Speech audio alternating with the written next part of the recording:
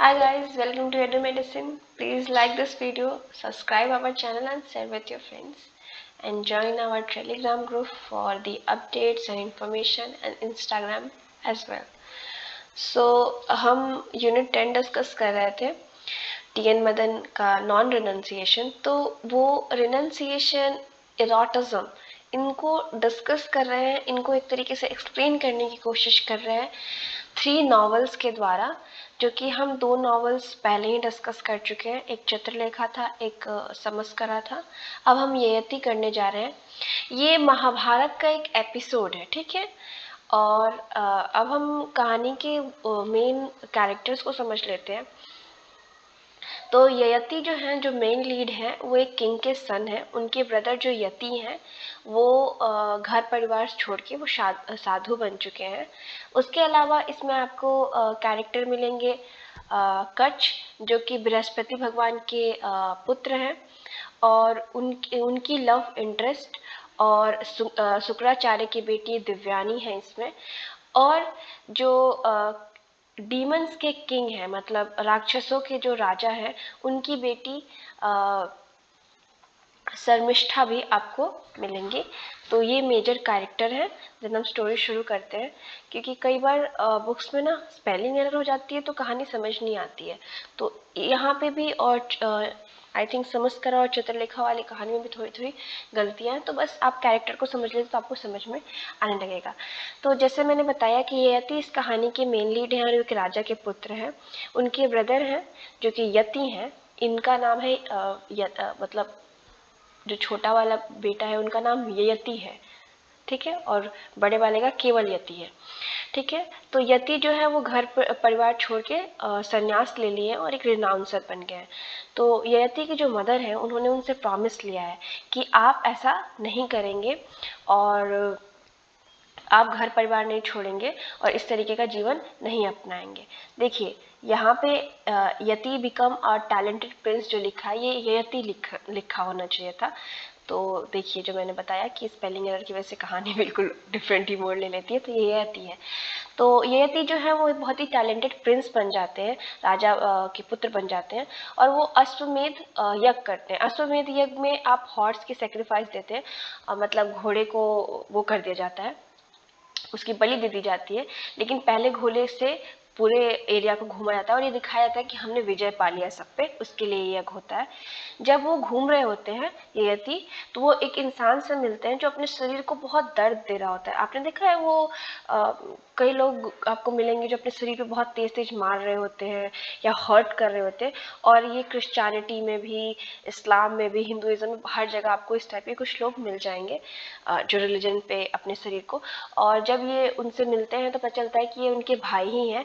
और वो बताते हैं कि जो ये बॉडी है हमारी, वो हर तरीके के ईवल्स का, मतलब हर तरीके की बुराई का वो है, सोर्स है, स्रोत है, इसलिए वो उसको हर्ट कर रहे हैं, ठीक है. और अगर आपको स्पिरिचुअलिटी, अध्यात्म को पाना है तो इस शरीर को ऐसे ही ट्रीट करना पड़ेगा. उनका विचारधारा ऐसी रही थी यति की, यति की. जब यति आगे बढ़ते हैं तो एक और यंग आदमी से मिलते हैं जिनका नाम कच्छ होता है, जिन्हें मैंने बताया कि जो बृहस्पति भगवान के बेटे होते हैं. बृहस्पति भगवान सारे भगवानों के गुरु हैं. वो बोलते हैं कि that we should not exclude the worldly pursuits like earth, kama and other pleasure as it is a dharma of a man. देखिए कच्छ का जो पॉइंट है, that we should not exclude नहीं करना चाहिए हमको जो दुनिया की प्लेजर्स हैं, जैसे कि अर्थ यानी धन, काम मतलब हमारे सेक्सुअल डिजायर, और अदर उस प्लेजर्स जो भी जीवन में है, अदर जो हमारी खुशी है, और क्योंकि ये हमारा धर्म है इनको फॉलो करना. जो कच्छ है बाद में शुक्राचार्य की वो बन जाते हैं शिष्य, और शुक्राचार्य की बेटी जो दिव्यानी है उनसे उनको मतलब दिव्यानी को कच्छ से प्रेम हो जाता है. लेकिन ये दिव्यानी को उतना अवॉइड करते हैं, बेसिकली आप समझ लीजिए, क्योंकि वो मानते हैं कि कहीं वो जो आध्यात्मिक खोज पे निकले हैं, कहीं दिव्यानी की वजह से वो कुछ दिक्कत ना हो जाए उस रास्ते पे. और जो राक्षसों के किंग होते हैं, राक्षसों के जो राजा होते हैं, उनकी जो बेटी होती है शर्मिष्ठा, उनको भी शर्मिष्ठा को भी कच से प्रेम हो जाता है। एंड ये बाद में कन्फेस कर देते हैं दिव्यानी से, वो बता देते हैं दिव्यानी से कि उनको प्यार है, बट वो ये भी बताते हैं कि जो लव है, love is does not oppose to the duty but absorb into it. Finally Divyani, यहाँ पे स्टोरी को पूरे अच्छे तरीके से एक्सप्लेन नहीं किया, बट आपको इतना ही समझने की जरूरी है कि उनको बताने की कोशिश करते हैं कि लव ड्यूटी के ऑपोजिट नहीं होता है, बल्कि वो हमारे उसके प्रति, मतलब हमारा लव जो है वो इम्पॉर्टेंट है हमारे लाइफ में, और वो हमारे ड्यूटीज़ के अपोजिट नहीं होता जैसा कि हमें नॉर्मली सिखाया जाता है। अब उसके बाद क्या होता है इसमें स्टोरी में दिया नहीं है। फिर फाइनली दिव्यानी ययाति से मिलती हैं और ययाति से उनकी शादी हो जाती है, बट उनकी लाइफ सही से नहीं चलती, बिकॉज वो लोग एक दूसरे से उस तरीके का प्रेम नहीं करते हैं। और दिव्यानी का जो प्रेम है वो कच के लिए हमेशा जिंदा रहता है। और एक दिन ऐसे ही इनके घर पे, मतलब दिव्यानी और यति के घर पे कोई पूजा पाठ होती है, तो वो कच को बुला लेती है। कच के साथ वहाँ यति भी आते हैं जो कि यति के बड़े भाई हैं, और उनका बिहेव जो होता है वो बहुत ही अलग होता है। ये रीज़न, ये उनका बिहेव अलग होने का रीज़न ये होता है कि जब संन्यास हम अपनाते हैं, तो जो हमारे मनुष्य वाला बिहेवियर है, जो मनुष्य वाला हमारा व्यवहार है, वो बचता नहीं है, और वो हम अलग हो जाते हैं। बिकॉज हम क्या करते हैं कि हम अपने विल को, हमने अपनी इच्छा को, हम अपने मन पे, मतलब हम अपने, नॉर्मली क्या होता है, हमारा मन नहीं करता, हम नहीं कहते ये काम हमारा मन नहीं करता, लेकिन हमको जब हम संन्यास जीवन अपनाते हैं तो मन क्या करता है वो मैटर नहीं करता, मन को हम अपने हिसाब से चलते हैं। मन पे सवारी करना आपने सुना होगा, आई थिंक 12th क्लास में या कहीं क्लास में एक स्टोरी भी है, तो उसमें यही एक्सप्लेन किया गया है कि मन को कंट्रोल, विल को कंट्रोल करना, ठीक है। तो ये बताते हैं ये यति। लेकिन दिव्यानी और इनकी जो रिलेशन है वो जो कि इशू में ऑलरेडी होती है, उसमें बहुत सारी इशूज होती है। ये यति जो है वो शर्मिष्ठा की तरफ अट्रैक्ट होने लगता है, और शर्मिष्ठा भी उनकी तरफ होती है, और वो म्यूचुअल लव उनके बीच में हो जाता है।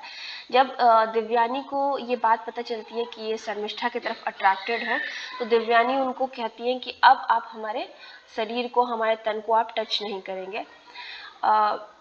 अब इसमें राइटर इस कहानी में ये बताने की कोशिश कर रहे हैं कि जो वर्ल्डली लाइफ है, मतलब जो हमारा जीवन है, हम उसमें अगर सेल्फ सेक्रीफाइस करें तो भी हम बहुत कुछ अचीव कर सकते हैं। केवल खुद को चीज़ों से दूर कर लेने से हम लोगों को ज़रूरी नहीं है कि सब कुछ मिल जाए।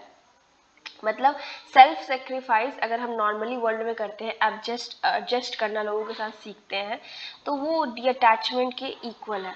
देन टी एन मदन की यहाँ पे बात वो बताते हैं कि कितना हमारे सोसाइटी में एक डुअल टाइप का कंसेप्शन है कि सन्यास क्या है, गृहस्थ क्या है, किस तरीके से इच्छाओं पे कंट्रोल करो, और सब कुछ पाप एंड पुण्य के नोशन पे बेस्ड है। जबकि हम सब कुछ, जैसा कि हमें चित्रलेखा बताती है स्टोरी, कि हम सब सिचुएशन से घिरे हुए हैं। अगर बैकग्राउंड नॉइस आ रही हो सो आई एम रियली सॉरी, बच्चे खेल रहे हैं। सो ये हम यही ख़त्म करते हैं, ये स्टोरी इतनी से ही थी। और आप प्लीज़ वीडियो को शेयर करिए एंड सब्सक्राइब ज़रूर करिए, बिकॉज बहुत लोगों ने सब्सक्राइब नहीं किया है। और अब हम नेक्स्ट जो टॉपिक्स हैं उनको नेक्स्ट वीडियो में पढ़ेंगे। सो तब तक के लिए हैव अ नाइस डे।